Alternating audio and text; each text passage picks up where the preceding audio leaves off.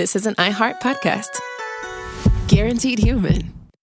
If audiobooks are your thing and you've been meaning to listen to more of them, you should check out a podcast called Earsay, the Audible and iHeart Audio Club, hosted by Cal Penn. Each episode spotlights standout audiobooks on Audible across all kinds of genres: sci-fi, comedy, romance, thrillers, and more, with Cal talking to guests who help break down what makes each story worth listening to. It's a fun, easy way to discover your next great audiobook. Check out Earsay on the iHeartRadio app, Apple Podcasts, or wherever you get your podcasts. The universe is full of mysteries. Black holes, quantum physics, galaxies.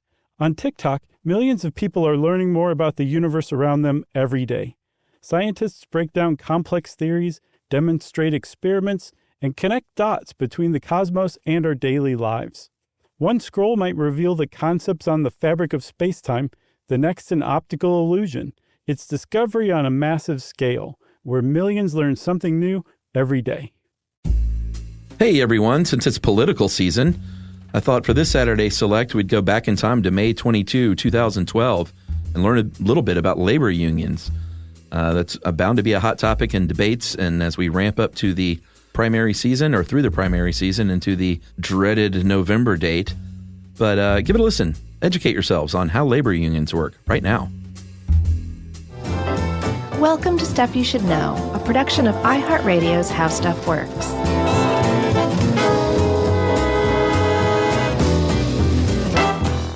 Hey, and welcome to the podcast. I'm Josh Clark. With me, as always, is Charles W. Chuck Bryant, which makes this Stuff You Should Know. Heck no, we won't go. That's different. Heck no, we won't record.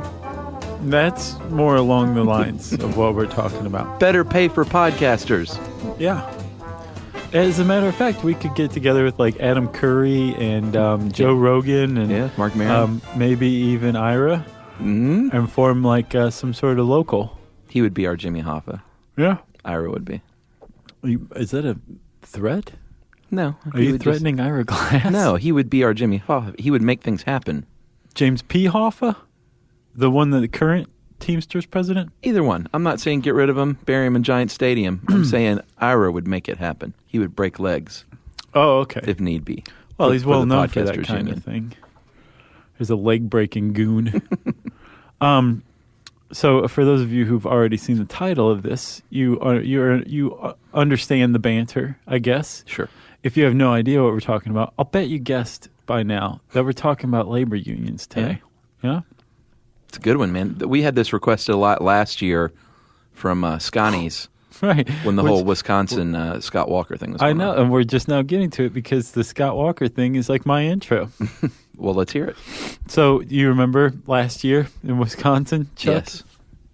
There was this big hubbub that was going on, and a lot of people were wondering if this is going to be like the beginning of the Arab Spring in the United States. Yeah. This was going to be the flashpoint for it because Governor Scott Walker was accused of trying to de-unionize the public sector employees, state employees,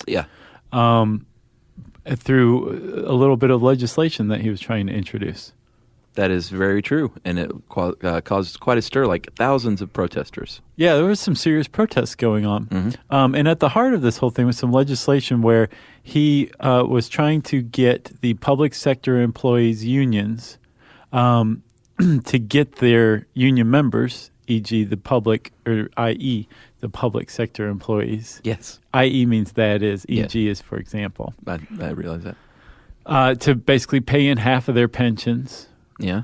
To give up some other concessions, like if they were going to get a raise, it had to be through public referendum. Yeah, anything over a rate of inflation, I think. Yeah. Yeah. But probably the biggest one was that they were stripped of their ability to collectively bargain. Yeah, that was the big one. And it worked. It got pushed through, and now if you are a state employee union member in Wisconsin, you can't collectively bargain anymore, which means you are effectively neutered as a union member in a lot of ways. True. That is one of the hallmarks of the unions. And depending on where you come from, what you believe, who raised you, whether or not your grandpa was still alive when you were old enough to understand what he was talking about, I think that largely depends on how you feel about unions. A lot of people think they're a good thing. Yeah. A lot of people think they're bad. A lot of people think they're necessary. A lot of people think they're evil. A lot of people think they're a necessary evil.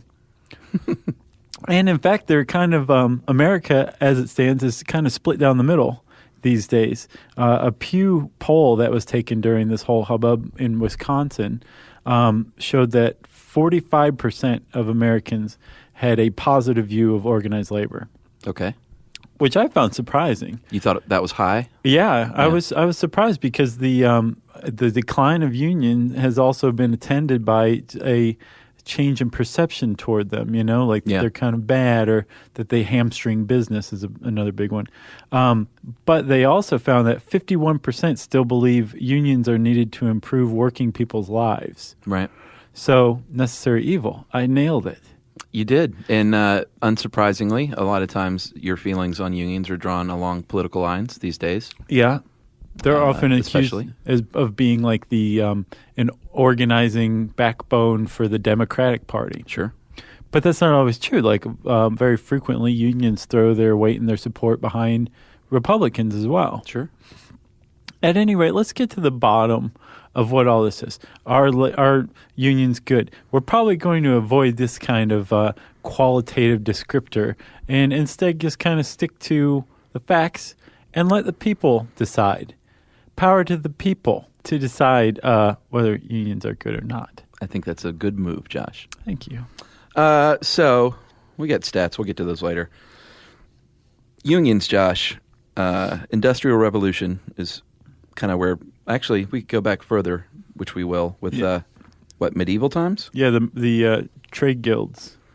Trade guilds sort of were the beginnings, seeds of the unions, and they originally sort of came about though just to swap techniques and recipes, and then that sort of evolved a bit into, hey, why don't we get together and also share, aside from our knowledge, get together and maybe share expertise on how to do things better and get better wages, maybe.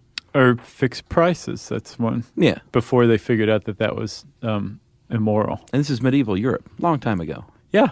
And the trade guilds were definitely the origin of unions. It's just a bunch of workers getting together and figuring out, because this is essentially what a union is, that they have more strength in numbers. Exactly. And it's also an indication of workers understanding their value in the production process. Sure. That what they're essentially doing in return for their salary was producing a profit for business. Yeah. So you have labor and business, right? And that gives them a certain sense of value, whereas in a lot of situations, workers feel like, they're very grateful for their job and they don't want to make any waves or anything like that. And they're not fully aware of their value. And I think unions, one of the roles that unions play is to point out to a worker, hey, you're doing something in return. This isn't some sort of welfare situation that you're involved in. You're producing labor, and that has value. Yeah, and certain rights as well. Exactly. All right, so flash forward a bit to the Industrial Revolution, 19th century. Things moved away a little bit from agriculture and agricultural jobs, moved into the factories, as we all know. And kind of right off the bat, factories weren't a good scene for fair wages and safe conditions and kids working in factories and women and children not being paid as much as men. Triangle Shirtwaist Fire, that was a big turning point. What was? The Triangle Shirtwaist Company fire, where I don't think I knew about that. The working conditions were really, really dangerous. It was a clothing company, a clothing manufacturer, I think in Chicago or New York, I can't remember. And it caught fire. The factory did, because there was all this fabric in the air, and it just ignited, and the whole place went up, and all of these women had to jump to their deaths. Good Lord. And that kind of brought working conditions into the limelight. Well, and help there you have union sentiment, I guess. A flashpoint, if you will. Exactly. From your favorite, Mr. Gladwell. Wasn't he Flashpoint? Tipping Point. Oh, Tipping Point. Good Lord. Get it together, Chuck. Okay. I've got it together now. Okay. Tipping point. Yeah. I had to take a little break. In the 19th century, they would do things called striking, which they still do today. But back then, it was a more contentious and violent affair than it is today. Yeah. Like, people died. Bombs went off. Guns were shot. Yeah. There was, and it was on both sides, too. I mean, like, the workers were striking. The point was the same. Yeah. Where we're not working anymore, and you're not going to make any money because we're not producing the product that you need to go sell. Right. Right? But during these times, like, the National Guard would show up, or the cops would show up, or maybe the Pinkerton Detective Agency would show up and just start beating the tar out of the striking workers in order to scare them back into working. Workers also would defend themselves. There was this one, I can't remember what strike it was, I just read about it, where, like, the workers managed to, like, chase the cops off. Really? Because they were shooting 2-pound hinges in these oversized slingshots, like, at the cops. And really? I can imagine getting hit by a 2-pound hinge. So it was a hinge factory? It had to have been. Yeah, sure. But yeah, so the strikes were very violent. People, like you said, would die. And the cops were like, why couldn't the cotton ball factory have been on the strike? But not funny, though, because people did die. Not making light of it. Like the Haymarket riot, for instance. That was a big one. For instance. That was a turning point, a flashpoint, if you will. It was. Early May 1886, there was a nationwide strike saying we only want to work 8 hours a day.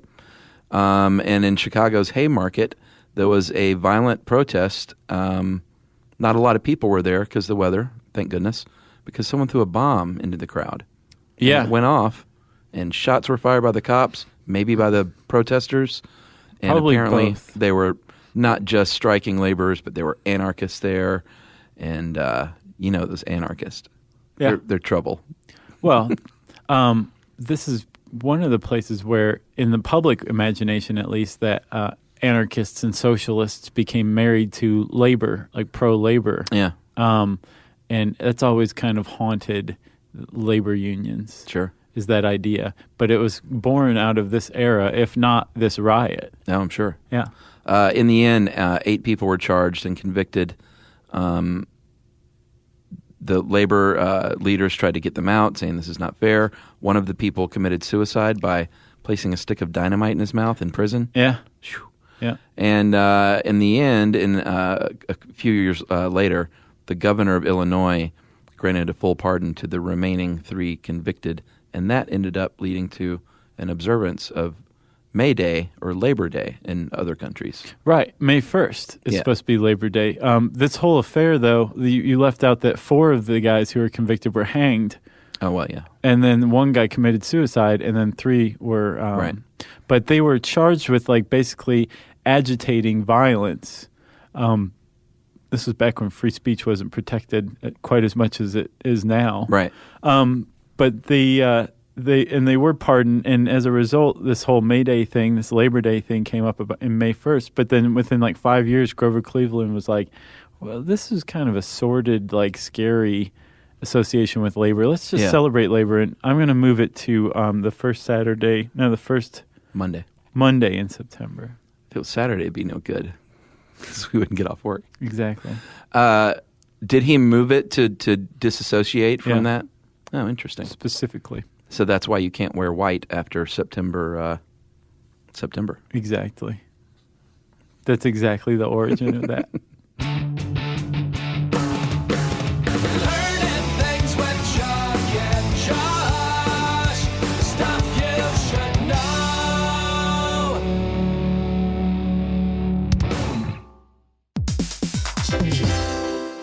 Hey, everybody. I want to talk to you a little bit about Tide Evo because it represents over 10 years of innovation and product development. Tide Evo is a first-of-its-kind technology where tens of thousands of minuscule fibers are spun together to form a 6 times powerful layer packed with scrubbers, brighteners, pre-treaters, and fresheners. And that's going to deliver a breakthrough clean that's so powerful, it feels like magic. Yeah, it is kind of like magic. Tide Evo is revolutionary. A 100% concentrated, waterless laundry tile that's made of compressed microfiber soap layers rather than liquid or powder. And it's not like pods or sheets because it uses 6 layers of detergent fibers to deliver superior cold water cleaning without plastic packaging of any kind. And it provides a mess-free, lightweight solution that dissolves lickety-split. So whenever you run into a laundry challenge, turn to Tide Evo. It's revolutionary, it's magic. Try new Tide Evo. Real laundry magic.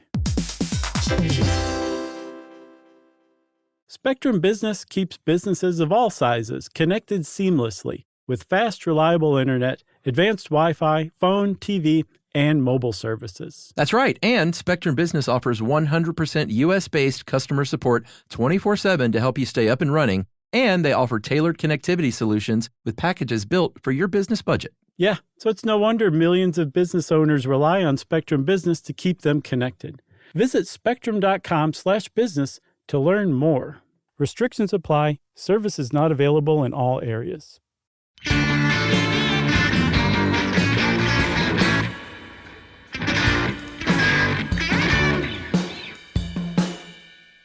All right, so maybe let's talk about some of the basics of a labor union, Josh.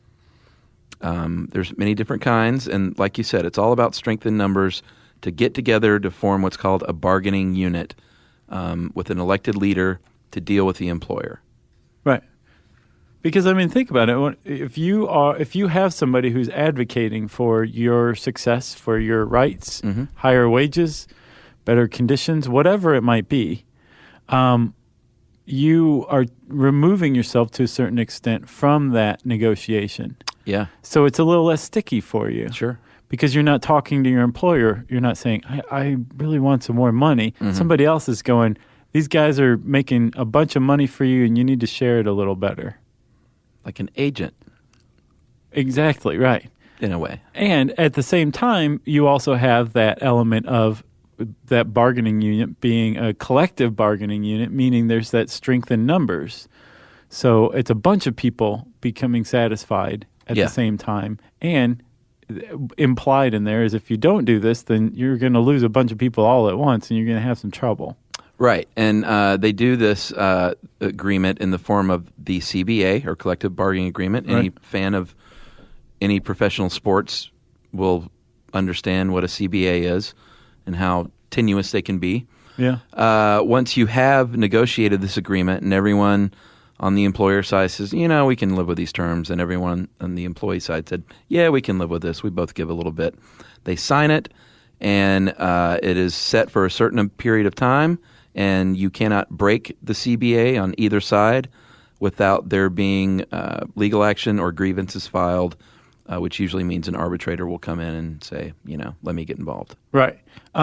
You, I feel like, just hit the nail on the head, though, for an ideal union presence in business. Everyone give a little? Yeah.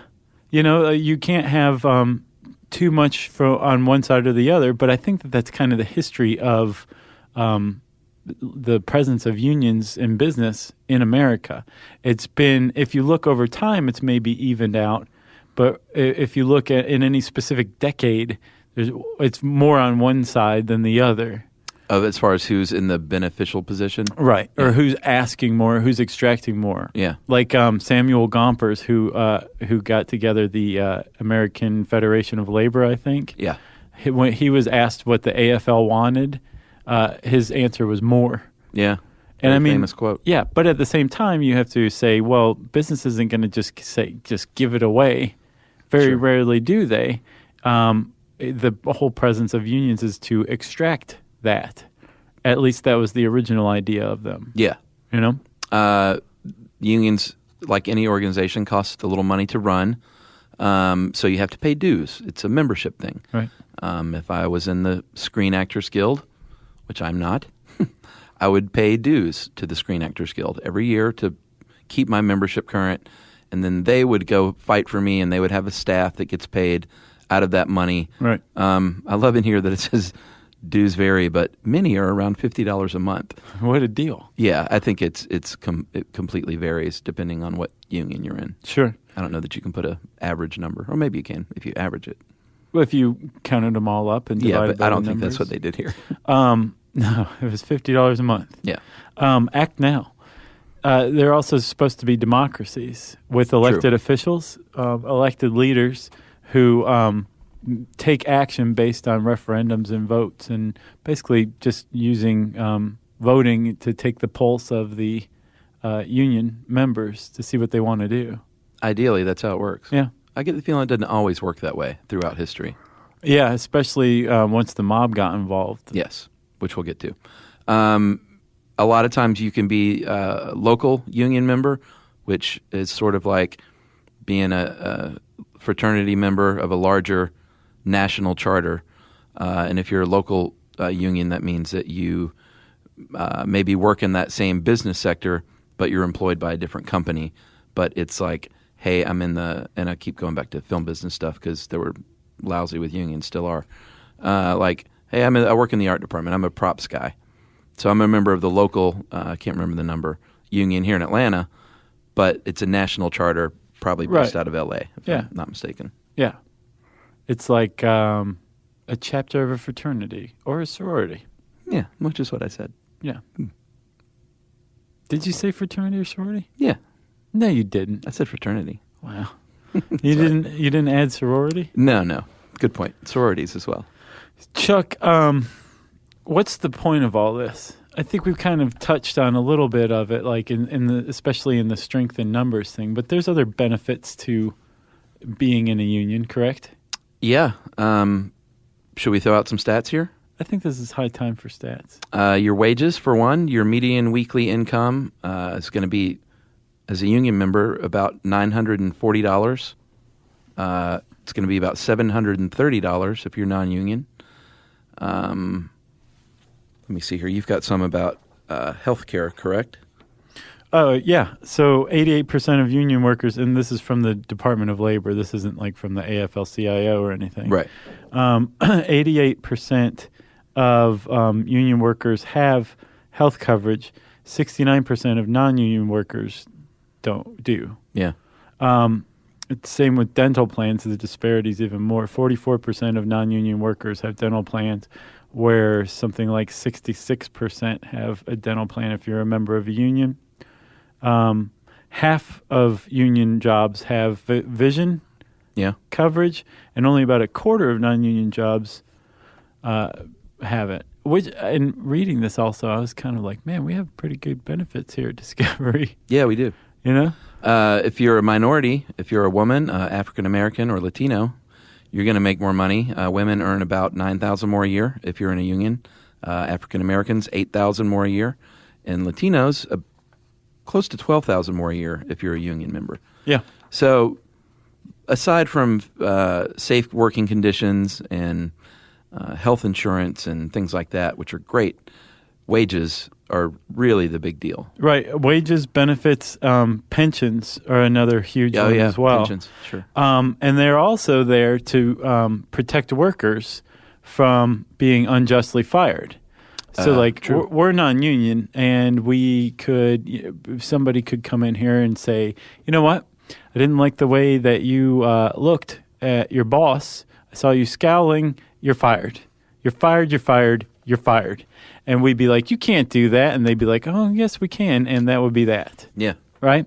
There was like a big hubbub in Florida about some workers that all wore orange, either depending on who you ask, because they were all going to happy hour together that night, or because they were simulating prisoner garb to protest the working conditions at this law firm. Which is really what they were doing. And 12 of them were fired. They were just taken into a conference room, and the guy was like, you're all fired, and that's that. And they're like, you can't fire us for wearing an orange shirt. And actually, yes, very much so. Since it's a right to work state, or an at will work state, right to work. The employer very much can fire you for wearing something as seemingly arbitrary as wearing orange. Interesting. If you're a union member, that is not the case. The union protects you from unjust dismissal, right? And basically, if you feel like you've been fired for wearing orange, you can go to your union rep and a big stink comes about. Right. So that's another big one, is protecting them. But I also feel like here is a good point to mention a lot of the criticisms of unions. Okay. Because that same protection from unjust dismissal, unions are frequently criticized for that extending to workers who perform poorly. Sure. If it's part of that give, I think, with unions among labor to say, okay, yes, we're going to protect you, but you have to be productive or you have to be good at your job or whatever. Right. Don't hide under the shield of the union just to go phone in your job every day and collect your paycheck. Exactly. And, flaunt that protection. That's not what it's there for. Another big criticism is that just the presence of unions in any country harms economic progress on the whole by hamstringing business and making it less competitive among countries that don't have unions. Right. So for states that have state employee unions, a big one is that state employee pensions can be a drain on tight state economies. Right. That's another big one, too. So there's criticisms of unions that are very legitimate, too. But again, I think it comes down to where your political affiliation is. Well, yeah. I mean, these days, Republicans are more likely to not be in favor of unions, and they have consistently been called the backbone of the Democratic Party. That wasn't always the case, though. In the 1950s, Republican President Dwight Eisenhower said that unions have a secure place in our industrial life. Only a handful of reactionaries harbor the ugly thought of breaking unions and depriving working men and women of the right to join the union of their choice. Yeah. And also throughout history, unions have kind of dabbled outside their own labor negotiations and protection to fight for things like Medicare, Social Security. Civil rights? Civil rights was a big one. I think Missouri Congressman Richard Bolling said, quote, "We would have never passed the Civil Rights Act without labor. They had the muscle. The other civil rights groups did not." Yeah. So they're, you don't want to see anyone strong-armed, but there is certainly something to be said for strength in numbers, especially when it comes to something like the Civil Rights Act. Yeah. Who was it? Eisenhower who had that quote about union rights? Eisenhower was speaking at a time that was just after the peak of union membership. In 1945, 35% of all non-agricultural workers, which is everybody but farmers, belong to unions. Now it's down to 11.8%.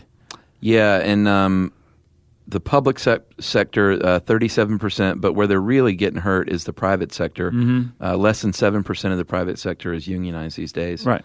And there's a lot of people that say a lot of the problems that we have in Washington and a lot of the financial troubles we've had in this country have been to a certain degree because of the non-unionizing of the Rust Belt in the private sector. So two sociologists, Bruce Western and Jake Rosenfeld, actually wrote a paper that said that the decline of organized labor unions from the 1970s on can account for as much as a third of the increase in income inequality in the U.S., which has been significant. Sure. And they can attribute a third of that increase just to the decline of labor. Well, and I think it also coincided with the 1970s. Some say that big business really went hard at Washington for the not for the first time, but in a way that they'd never had before, and that changed the landscape of the distribution of wealth in this country. Yeah, and that's a really interesting point, Chuck. We were raised after that period. Yeah. But so that's just kind of our, The Secret of My Success or American Psycho, all those great movies about the 80s or set in the 80s. That's just the way it was. All these, you just go after money and you spend that money on cocaine and pinstripe suits, and Maseratis or whatever. Yeah. And so we were kind of raised with that sentiment. But there was a time prior to the 1970s, where it was labor who was running the charge. It was the unions, and they were fully in control. Yeah. And business figured out how to regroup and reassert itself, and that's the age that we're in now. So back to Eisenhower, though, when he was talking, he was kind of carrying on a tradition where the U.S. government figured out that, okay, there is a balance of power that has to be struck between labor and business. Yeah. Because business is part of this economic engine. Labor helps fuel the economic engine, but they really kind of represent two different sectors of the U.S., not just economy, but the population. And we need to keep them happy. We need to strike this balance. So the federal government got involved starting in 1935 with the National Labor Relations Act. And they basically said, okay, we can't have strikes where you guys are shooting 2-pound hinges at cops. Yeah. And we can't have strikes where cops are like murdering striking workers. Let's get to the heart of this matter and figure out how to strike a happy balance between what labor wants and what business wants and progress from there. Yeah. And it was a really smart thing to do. Oh, but they figured out that it was very much like Homer trying to keep Pinchy the lobster alive with the goldfish in that freshwater tank, you know? Yeah. Adding salt, adding water. And that was kind of the mark of the 20th century in American economic history, was that adding the salt and adding the water over time through legislation. Yeah. Well, and the NLRA was, like you said, the first one. And prior to that, companies didn't even have to recognize a union or negotiate with a union leader. Right. So this actually required by law that they, not necessarily that they give workers what they want, but they had to at least negotiate in good faith. Right. And sit down at the table with them. Yeah, which effectively said it brought unions out of the dark and legalized them and gave them a legal voice and legal recourse. That's right. And to enforce that, they soon passed the National Labor Relations Board to oversee what was going on with the NLRA. And the article points out here that it accomplished three things.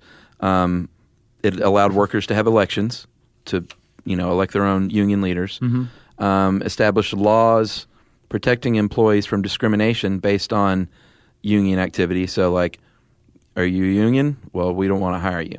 That kind of thing. Or even worse, like in the case of Ford Motor Company, Ford's security wing, led by Harry Bennett, a 2,000-man strong goon squad that used to like beat up workers, beat up like organizers, beat up union reps, and do it like on camera.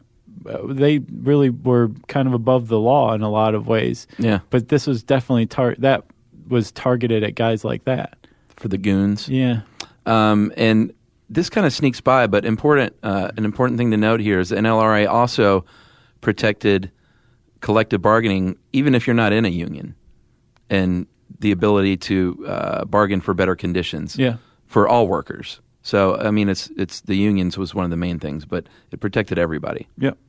But not everybody. There were a bunch of groups that were left out of this. Agricultural workers, domestic service workers, federal, state, and local government employees, which obviously went a different way. Sure.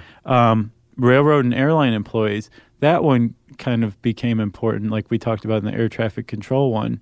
Under Reagan, when he fired all the air traffic controllers, who went on strike. Yeah, and that's important. I guess, was that the Taft-Hartley that ensured? Yeah, Taft-Hartley Act came along in 1947, or the Labor Management Relations Act, and one of the important things it did was said, you know what, if there's any strike that's going to put the public health in danger, then we can issue an 80-day injunction that basically says you cannot strike. Right. And in the case of the I guess did that put the country in danger necessarily? It put the country's economy in danger, I would say. But at the same time, Reagan didn't file an injunction through the Labor Relations Board. He said, fired you're everyone. fired. Get back to work. No, you're fired.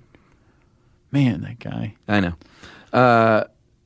And what else did that? Oh, it outlawed secondary boycotts, the Taft-Hartley Labor Act, which was a big deal because the example they use here in this article is really good.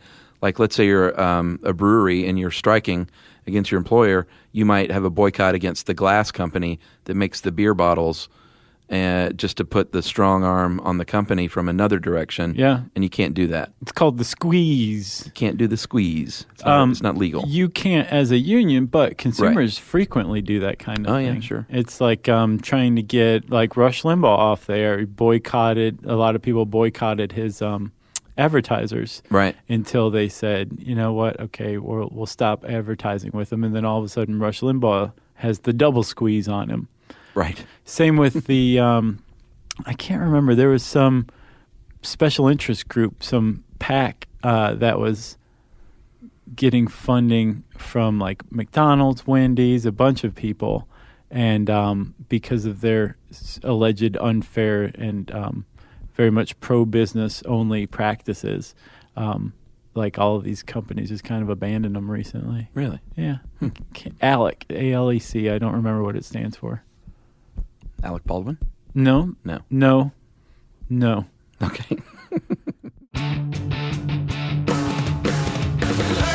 things with Chuck and Josh. Stuff you should know.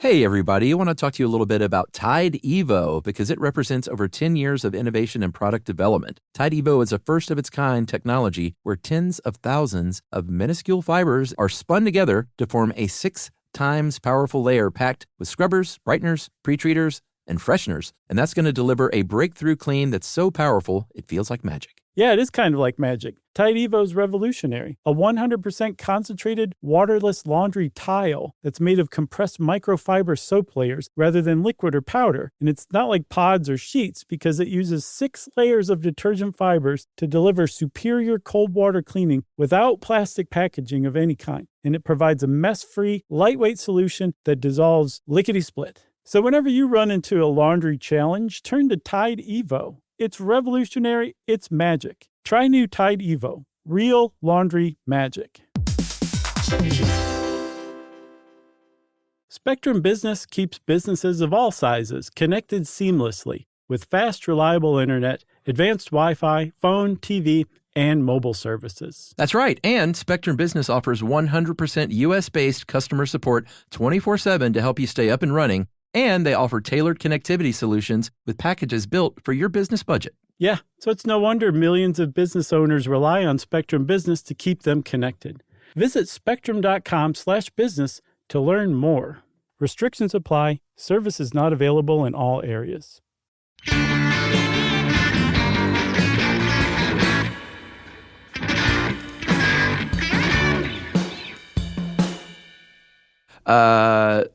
The Labor Management Reporting and Disclosure Act of 1959, Josh? Mm-hmm. What's that all about? Well, this was during a time when the winds had really shifted toward not only the unions having their labor business under their thumb, they also had their union members under their thumb. Right.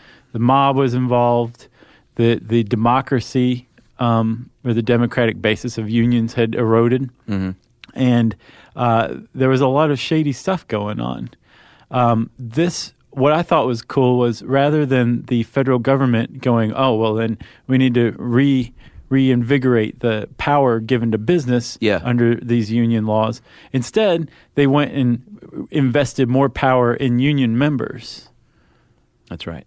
Yeah, like you couldn't use union dues anymore to promote one candidate over another in a union for union reps. The elections were really pretty heavily monitored from that point on. Every single union member has to be notified by mail at least 15 days before the election. Yep. Like you can't sneak an election by them, which probably used to happen in the old days. Yep. To increase transparency in the whole union thing, there was a lot of disclosure and reporting requirements that were added. Yeah. And not just for the unions, but for also like employers, consultants. They wanted to know where the money was going. And basically, they wanted to see how the mob was involved was a big one. Right. Well, and speaking of money, I don't think we pointed out that a lot of times unions will have strike funds, and some of the money that you pay into it will actually pay you when you go on strike to keep you from going hungry. Yeah. It's like Aflac. You know that Gilbert Gottfried doesn't do that anymore, I don't think. I know, and I wonder how ironic would it be if he had Aflac insurance and that had kicked in once Aflac fired him. Interesting. Why I think he got fired because he wanted too much money. No, he got fired for making Twitter jokes about the Japanese tsunami, like the day of. Yeah. Oh, I thought it was a money issue. Yeah, I'm worried about the sense of humor in this country and the direction it's going. Like, there's stand-up comedians have almost always been allowed to. They're exempted from a lot of the standards that average Joes are held to, you know, like they're stand-up comedians. That's their job. Sometimes they make tasteless jokes and all that stuff. Yeah, they'll go over the line and they'll just go, people go, ooh, and they'll go, what, too soon? And then that's right, it. Exactly. And then people will be like, yes, it is. Right. But it seems to be open season on comedians. Well, because of platforms that they've never had before, probably like Twitter. I guess. All of a sudden, that's like your official statement instead of a joke you made. And the audience is much, much wider and much more varied and diverse, too. So Yeah, true. Yeah. I bet Gilbert Gottfried's so pissed off. I would imagine so. Because, I mean, tell me there's like not 10,000 people lining up, voice actors, to go, Aflac, for a huge paycheck. I think you just made a pretty good argument for yourself. That wasn't as good as GG, but... But, I mean, and the problem is I realize what's at risk is, you know, cultural sensitivity, even individual sensitivity toward people who are going to be offended or hurt. Yeah. But there has to be a balance between that and, I mean, the other thing that's at risk is like our national sense of humor. Yeah. Which is really important. Sure. It's one of those things you could be like, well, that's just a stupid joke. No, like our ability to take a joke is a very vital and important thing about keeping us from like all, you know, killing ourselves. Yeah. And one of the roles that stand-up comedians provide, or any kind of comedian provides, is to keep that healthy and vital and going. Agreed. There's nothing more of a turnoff to me than when you see a humorless celebrity. Oh, man. Like when Ricky Gervais is doing his thing at the Golden Globes and you see like the people out there that just are offended by this. I'm like, come on, man. Yeah, I don't know. I think laugh at yourself. I can see Ricky Gervais being. We'll make him the sacrificial lamb. Leave Gilbert Gottfried alone, you know. Man, that was a sidebar. Yes, it was. Are we talking about labor unions? I don't remember. Labor unions today, Josh. You mentioned the AFL-CIO. A lot of people might not know that is actually a collection. It's a labor federation. Yeah. Made up of 54 member unions, 10 million strong. That's a lot of people. Change to Win is sort of a new one. 2005 it was formed, but it is also a labor federation encompassing 7 unions and 6 million workers. Big time. Yeah, the AFL was founded by Samuel Gompers, who I mentioned earlier. That's right. And he got some cigar makers and some other industrial laborers together to form that. And then that was in the late 19th century. Yeah. And I can't remember exactly when, but maybe in the 40s or the 50s, he got together with the CIO to form the AFL-CIO. Because he loves cigars. UAW is a huge one. Auto workers? Yeah, they have something like 1.4 million members. No, I'm sorry, the Teamsters has 1.4 million members. And they're the ones who are probably the most well-known by the average Joe, thanks to one Jimmy Hoffa. Yeah. Do you know his story? A little bit here or there. The whole mob involvement, I think, with any union was they realized that there's a bunch of guys who are sitting on enormous piles of money, and let's see how much of that we can steal or get our hands on or use to build ourselves casinos. Right. And Jimmy Hoffa was in with these guys, and he just went missing, right, in 1975? Yeah. I mean, I don't think it's any secret what happened to him, but they definitely don't know exactly what happened. And I thought exactly the whole point was was. it was a secret of what happened to him. Well, he was snuffed out. Oh. I don't think he, just had a heart attack while hiking in the wilderness and his body decomposed naturally. Well, he was supposedly he was last seen waiting on 2 mafia associates. Yeah. It's kind of a dead giveaway, too. Yeah. But his son, James P. Hoffa, has really kind of brought the family name back tremendously. Yeah, he's the head of the Teamsters today, right? Yes, he is. He's the president of the Teamsters Union and is doing a lot of work toward re-legitimizing unions again in Right. this country, which is pretty cool. Well, anyone who's ever been on a film set and has seen a 275-pound man eating a donut sitting in his truck, you can say, I've met a Teamster, and they do great work. And they're basically, I can't remember the number, but they're if you're an industrial worker, you're basically eligible to be a Teamster. Yeah. And in just about any kind of industry. I'm going to get hate mail for that. Oh, you'll be fine. There's like 2 guys that you described who listen to this podcast, so you get 2 pieces of hate mail. If I was a Teamster, I would do nothing but listen to this podcast because you're just sitting around all day. Remember? That's not true. Teamsters do great work, but on film sets, it's sort of the old joke is that like they'll park the truck and then they sit in it until they leave in the truck. You know, that there was another Simpsons reference just came up with the one where that film for Radioactive Man comes to town. Oh, yeah. And Homer tries to see who can out-lazy the Teamsters. Good stuff. That is just a stereotype, although. Yeah, but stereotypes are there for a reason, right? It's not funny. It's not funny. What else? I don't have anything else. You got anything else? No, I guess I think we covered pretty much everything. Yeah, it's a nice broad overview. People can, and like you said early on, man, you hit it on the head, my friend. Thank you. Whether or not you are pro-union or anti-union largely depends on your family's background. Yeah. It's a very tried and true thing through families, through generations that, you know, people feel very strongly about it that are involved in unions. Or like my parents were in the teachers union. Oh, yeah? Yeah. You're a union kid, huh? Yeah, but that wasn't like factory stuff. Like I never heard them, Right. Besides complaining about not making enough money, which every teacher should complain about. Sure. And if you don't have any kind of passionate feelings about it whatsoever, I would advise you to look into it. Yeah. And if you do have passionate feelings about it, I think a great exercise would be to explore how the other side sees it. See if it changes your mind one way or the other. Look at you. You can do that by reading this fascinating article that we just based this podcast on, how unions work. You can type that in the search bar at howstuffworks.com. You could also go into WAPO. There was a pretty cool editorial. That's the Washington Post, by the way. That's right. The Wisconsin union fight isn't about benefits. It's about labor's influence, from March 6, 2011. That's a good article. That was a good article, too.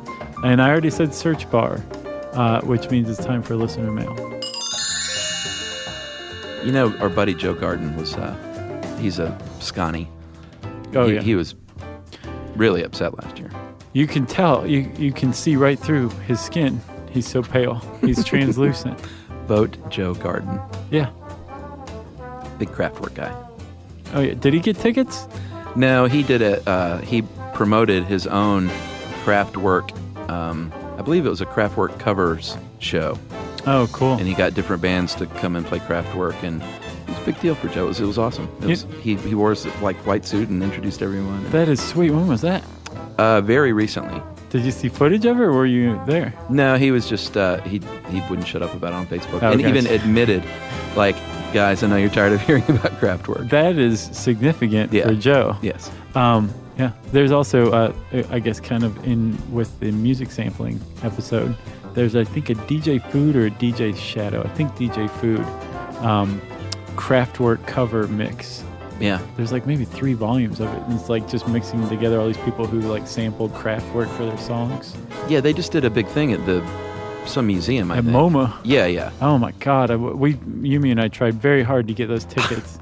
Did you try? No, dude. Dude, it was such I'm not a into it. cluster. I'm not into Kraftwerk, and this solidifies it when I saw the reviews of it, and it said they did like a 21 minute of Autobahn, and I was just like, somebody put a gun to my head. Yeah. Oh, you're just supposed to zone out and forget where you are for a little bit and I guess so. see where it takes you. I'm not a Kraftwerk guy, but I know people are. People love No, them. I'm not a Kraftwerk guy either. Like, but I will say that like that would have been just a momentous thing to see. MoMA Intus? Pretty much. Okay. Like the Tupac hologram. I'm sure seeing that at Coachella was just amazing. Yeah, and I bet way more amazing for some people than others even. Sure. All right. So should I read a listener mail? I guess. I'm going to call this a good cause. We like to promote these. And attach it to our labor union episode, how appropriate. Big fan, guys. I was just down at South by Southwest where I caught your variety show and shook your surprisingly supple hands. I also We've never done a lick of work. I know. I also sat on a panel called Harnessing the Power of the Benevolent Internet, something you guys seem pretty skilled at yourselves, which is why I thought you might be game to help students across the country learn all sorts of stuff they should know. In many cases, it's stuff they need to know. I work for a nonprofit website called DonorsChoose.org, where anyone with $1 can give support to classrooms in need. Teachers from all 50 states post requests for resources they feel their students need, and kind folks from all over the world help bring those lessons to life. Oh, that's cool. Sounds almost sort of like a Kiva for teachers. Right. I need 50 tickets to Kraftwerk at MoMA. Since our founding in 2000, we've delivered over $110 million of resources directly to public school classrooms, supporting more than 6 million students. And if you or my fellow listeners would like to help, you or my fellow listeners. So you have listeners? Fellow listeners. Okay. We have listeners. That listener has fellow listeners. Okay. Check out the page I set up. He set up a page with our name, and I was like, that's cool, you can do that, but we're not like, we can't officially like sign on because then it has to go through corporate and all that stuff. But, I already signed us on officially. Oh, you did? I made t-shirts and everything. No, you didn't. So you can go to DonorsChoose.org/stuff kids should know, and let me know if you have any questions. And this is from Zach.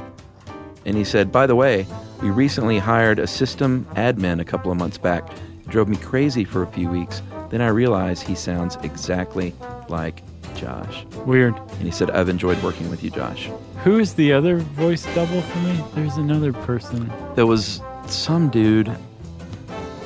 Well, there's a writer that writes about running. He wrote one thing about running It's Josh once. Clark. And I've been asked 500 times if it was me. What's ironic You is started running now I since actually then. run. You should write your own article. Yeah. I can't remember. There was some other voice person that did like bike videos or something. I don't know. Yeah, I don't remember. Yeah. Yeah, well, okay. Who is that? That was Zach. Thanks, Zach. DonorsChoose.org/kids.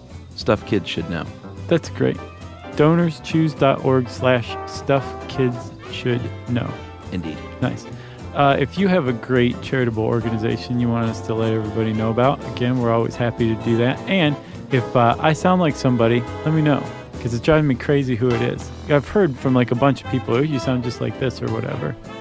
I don't remember. Or I want to hear from people who have actively been on a workers' strike, or if you have been a scab, as they call them. Oh, yeah. And been a strike buster. Or I want to hear about that too. If you've ever been beaten up by the cops, we want to hear about that too. Yes. And anarchists. Any anarchists out there? We're always interested in hearing from anarchists, I guess. I got shook down by the cops in Athens one night. If you get beat up, there's a difference. No, but they like threw me against the wall and like were kicking my legs out from under me, and Sounds yeah, it was delicious. weird. And then they just left. Are you sure there were cops and not just some No, dude, fraternity boys dressed up as cops? Athens police in a car, me and my 3 friends. I don't know what they thought we were doing, but they got out of there really quick, I'll say that. They must have thought you were somebody else. Yeah, Kevin Smith. Or the reality of their situation hit them and they realized that what they were doing was wrong. Maybe. You can communicate with Chuck and I electronically via Twitter at SYSK Podcast. That's our handle. Facebook.com/Stuff You Should Know. Or you can send us an email to stuffpodcast@howstuffworks.com. Stuff You Should Know is a production of iHeartRadio's How Stuff Works. For more podcasts from iHeartRadio, visit the iHeartRadio app, Apple Podcasts, or wherever you listen to your favorite shows.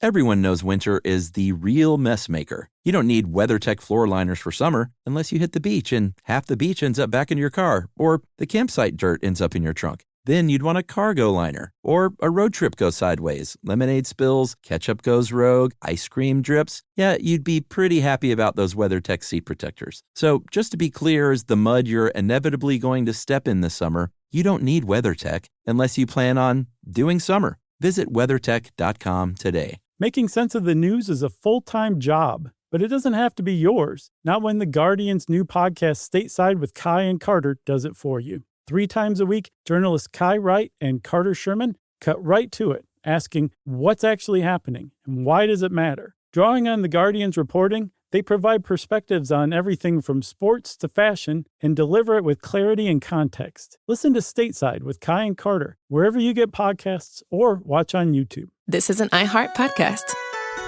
Guaranteed human.